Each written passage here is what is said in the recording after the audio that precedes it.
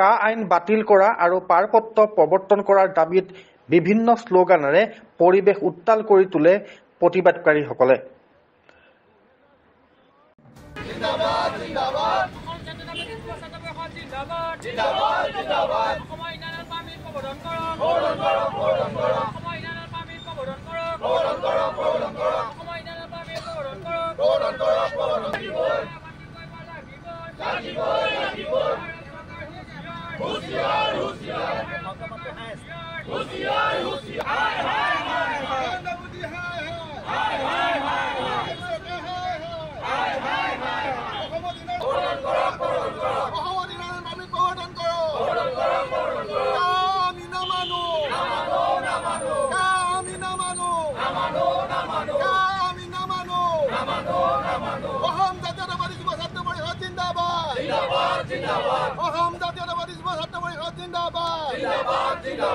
BJP চৰকাৰ লৈ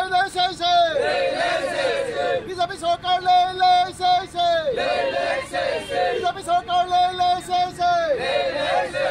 নৰেন্দ্ৰ মোদী হাই হাই অমিত শ্বাহ হাই হাই আমি নামানো অসমত ইনাৰণ পাৰ্মিট প্ৰৱৰ্তন কৰা।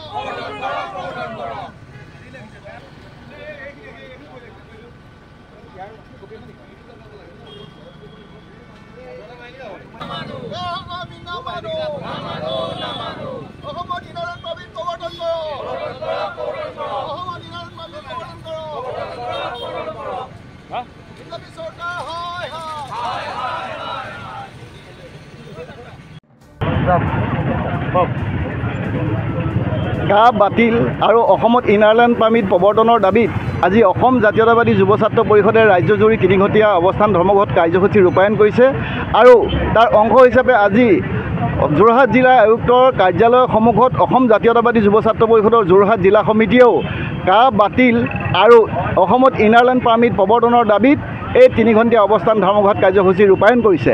আৰু আমাৰ অসম জাতীয়তাবাদী যুৱ ছাত্ৰ পৰিষদে ইতিমধ্যে স্থিতি স্পষ্ট কৰি দিছে যে তথাকথিত কেন্দ্ৰীয় চৰকাৰখনে ভাৰতবৰ্ষৰ তথাকথিত কেন্দ্ৰীয় চৰকাৰখনে কেৱল তেওঁলোকৰ ভোট বেংকৰ স্বাৰ্থত ৰাজনীতি কৰি আহিছে। বিভিন্ন সময়ত কাক লৈ ৰাজনীতি কৰি আহিছে, ইনাৰলাইন পাৰ্মিটক লৈ ৰাজনীতি কৰি আহিছে।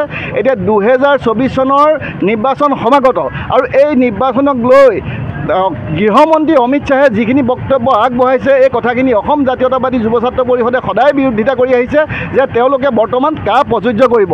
গতিকে আমি অসম জাতীয়তাবাদী যুৱ ছাত্ৰ পৰিষদৰ স্পষ্ট মত যে আমি অসমত কা বলবৎ বা প্ৰযোজ্য হ'বলৈ নিদিওঁ আৰু তাৰ সমান্তৰালভাৱে যুৱ ছাত্ৰ পৰিষদে কেতিয়াও কা নামানে। গতিকে তেওঁলোকে যি ধৰণে ৰাজনীতি কৰিছে এই ধৰণৰ ৰাজনীতি আচলতে অসমৰ জনসাধাৰণক কেতিয়াও আকৃষ্ট কৰিব নোৱাৰে। আৰু অসম জাতীয়তাবাদী যুৱ ছাত্ৰ পৰিষদে বিভিন্ন সময়ত দাবী কৰি আহিছে 1978 চনৰ পৰা যে অসমত ইনাৰলাইন পাৰ্মিটেহে অসমীয়া জাতিৰ ভৱিষ্যত সুৰক্ষিত কৰিব পাৰিব আৰু আমি ইনাৰলাইন পাৰ্মিট দাবী জনাই আহিছোঁ। আৰু ইনাৰলাইন পাৰ্মিট অসমত প্ৰযোজ্য কৰিবৰ কাৰণে অসম জাতীয়তাবাদী যুৱ ছাত্ৰ পৰিষদে আজি এই কাৰ্যসূচী ৰূপায়ণ কৰিছে। কাৰণ আপোনালোকে চাওক, মণিপুৰত ইনাৰলাইন পাৰ্মিট নাছিলে, যেতিয়া কাখন আইনত প্ৰযোজ্য কৰিলে, কা নামৰ আইনখন আহিলে তাৰ আগে আগে মণিপুৰৰ গৃহমন্ত্ৰী আৰু প্ৰধানমন্ত্ৰীয়ে তেওঁলোকে মণিপুৰত ইনাৰলাইন পাৰ্মিট প্ৰযোজ্য কৰিলে, প্ৰয়োগ কৰিলে। কিন্তু অসমত আংশিকভাৱে ইনাৰলাইন পাৰ্মিট থকাৰ পাছতো অসমৰ পৰা সেই ইনাৰলাইন পাৰ্মিট উঠাই তেওঁলোকে অসমক এটা ডাষ্টবিনত পৰিণত কৰিলে, য'ত ইয়াত বিদেশীৰ বহিৰাগতৰ যি প্ৰব্ৰজন হৈছে, বহিৰাগতৰ যি আগ্ৰাসন হৈছে। গতিকে এই আগ্ৰাসন আৰু এই প্ৰব্ৰজন ৰোধ কৰিবলৈ হ'লে অসমত ইনাৰলাইন পাৰ্মিট প্ৰৱৰ্তন হ'বই লাগিব।